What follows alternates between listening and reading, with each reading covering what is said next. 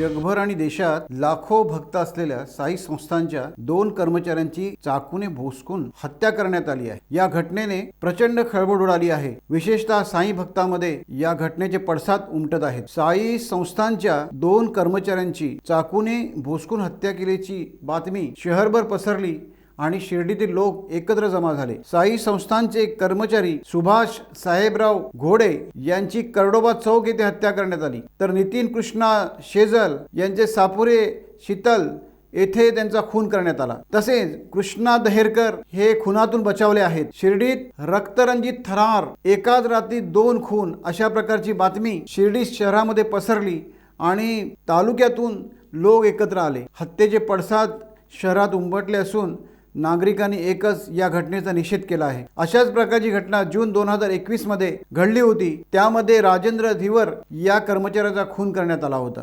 Times डिजिटलला like करा, subscribe करा, share करा आणि बेल आयकॉन दाबायला विसरू नका।